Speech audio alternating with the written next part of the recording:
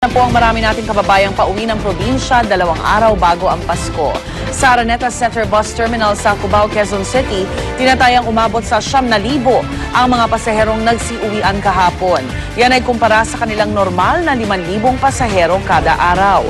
Kaya ang mga pulis todo bantay na sa palibot ng terminal. At para masigurong walang magkakaaberyang pasahero sa kanilang biyahe, nag-inspeksyon ng Highway Patrol Group, LTO at LTFRB sa mga lalargang bus.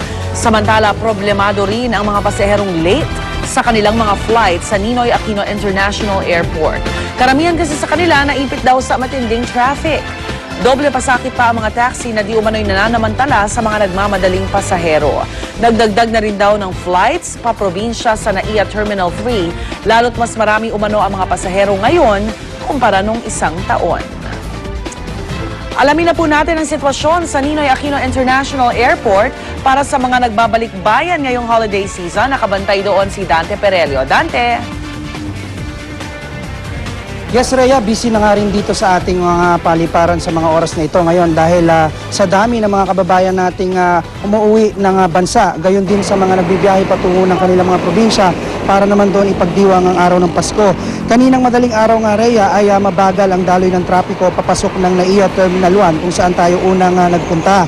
Marami na kasi ang mga sumusundo sa mga umuwi ng bansa para dito mag-celebrate ng Pasko. Sa waiting lounge ng arrival area, punuan na rin kaya siksika na at halos wala nang maupuan.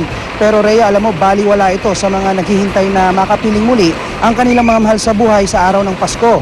At dito naman sa NAIA Terminal 3, kung saan tayo nandito ngayon, ay mahaba na rin ang pila ng mga pasahero na pumapasok sa loob ng terminal.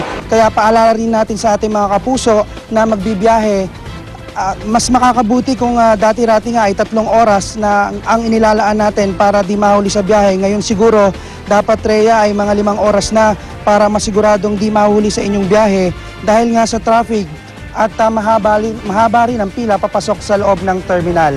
Yan muna ang latest mula rito sa NAIA Terminal 1. Balik sa iyo, Rhea. Alright, maraming salamat, Dante Perelio. Makibalita muli tayo sa dagsa ng mga pasahero sa Araneta Center Bus Terminal sa Cubao, Quezon City. Nakatutok pa rin doon si Lala Roque. Lala.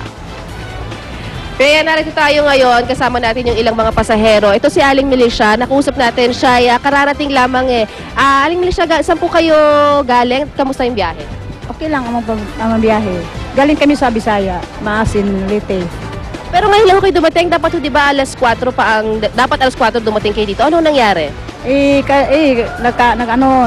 Nag-check up lang kami sa Tacloban. Tapos, yun na, papunta na kami dito. Ang alis ko dati doon sa Pasay sana. Ang kaso lang, hindi dumadaan. Dito kami sa Cubao. Pero kamusta ho ngayon? Taon-taon ho ba kayong bumabiyahe pag Pasko? Maalwan ho ba ang biyahe ngayon? Opo, tatan ako napunta dito. Okay lang ngayon ang babasay kasi walang ulan. Okay lang. Okay lang, ma'am. At mabilis din ang biyahe. Salamat po. Ito naman ho si Aling Jenny. Ito naman paalis to papunta ng... Saan kayo papunta? Punta ba kayong Samar? Samar. Pamilya ho. Anong oras ho kang alis nyo? Sabi, nung nakausap namin, 7:30 raw. Anong oras po kayo narito? Kanina pa kami, magpo-4 pa lang. Nagalang namin kasi para yung pila ba, maaga lang. Kasi baka pag mamaya, mga alas 8 kami, wala na, hindi namin mabutan yung first flight. Okay, so una na ho kayo sa pila. Wala naman ng problema kasi kasama nyo po ang anak nyo. Okay lang. Nakatulog na yung anak ko sa kakantay. Ito yung mga kalagayan ng ating mga kababayan dito. Yung iba nag-aantay na ng kanilang mga masasakyan, iba naman kauwi lang. Pero generally peaceful dito ngayon, Rhea. Wala namang problema pa tayo na itatalain din sa pulis na ating nakausap. At mamaya maglilibot pa tayo para alamin din ang kalagayan, lalo na yung mga pagdating at pag-alis ng mga bus na narito ngayon sa Araneta Center Bus Terminal. Rhea? Alright, maraming salamat, Lala Roque. Samantala, 24 oras ng bukas ang matindahan sa Divisoria para sa patuloy na pagdagsa ng mga kababayan natin upang mamili ng mga regalo at mga pampamasara ng Pasko. At ang mura at uso doon ng tawaran, di narayo ng marami nating kababayan ng Divisoria kahit po yung mga galing sa probinsya. At sa dami ng tao, sarado na sa mga sasakyan ang bahagi ng Recto Avenue mula Abad Santos papuntang Tutuban dahil sa dami ng matinderong pinayagan ng magtinda sa bangketa. Kaya patok pa rin doon ang mga damit na pambata, maging ang mga laruan na mula sa 10 piso hanggang 300 pesos ang halaga. Paalala naman ng mga otoridad sa mga magpupunta sa Divisoria, huwag na magsama ng mga bata lalo na siksikan doon at huwag na rin daw magsuot ng alahas at maraming gamit para makaiwas sa mga kriminal.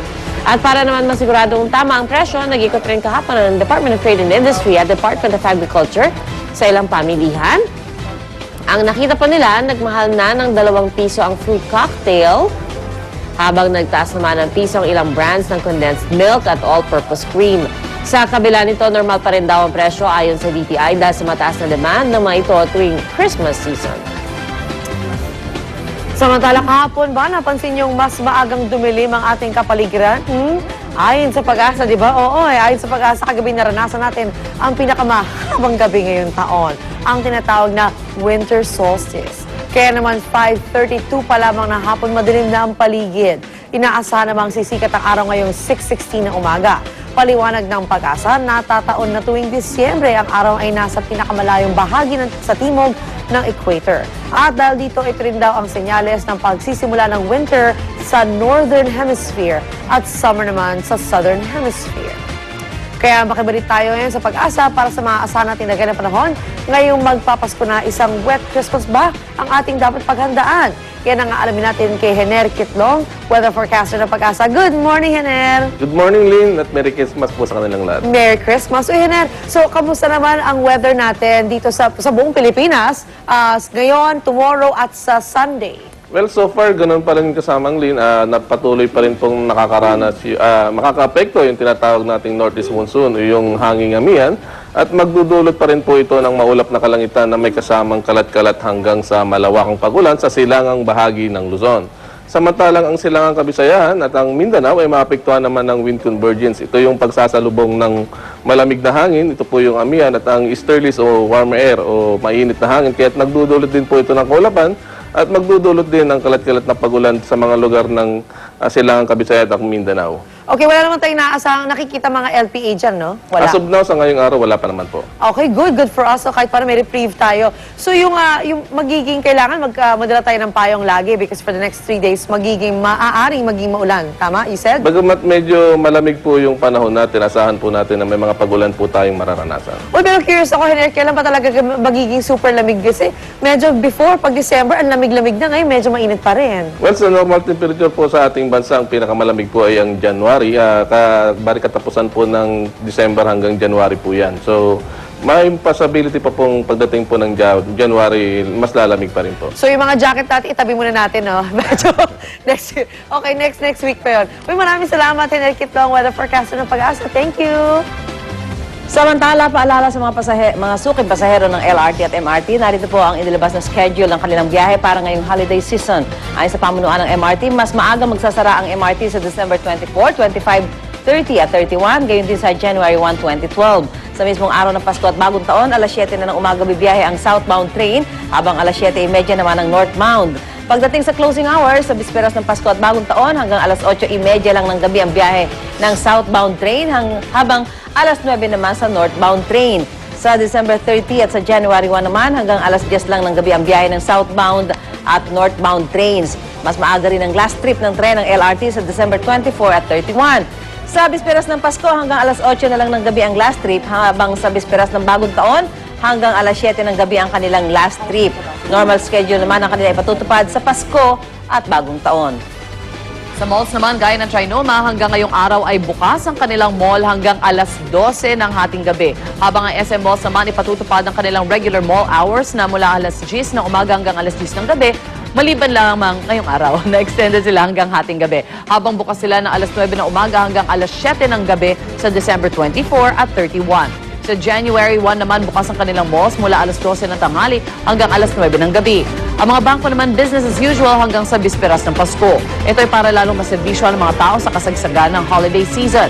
Normal operating hours na rin daw ang ipatutupad ng mga sangay at kiosk ng BPI. Ang mga bangko naman sa loob ng malls bukas mula alas 10 ng umaga hanggang alas 7:30 ng gabi. Magtitiyak naman ng Bangko de Oro bukas din sa Sabado ang halos 300 branches nila. Patuloy din ang serbisyo ng mga automated teller machine. Narito naman ang isang kwento ng inspirasyon.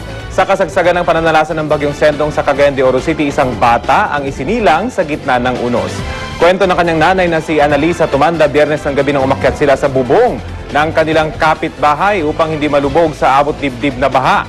Alas 12 ng madaling araw nang magsimulang humilab ang kanyang tiyan. Ngunit tumipas pa tumulang 5 oras bago sila na-rescue at dalhin sa health center upang doon siya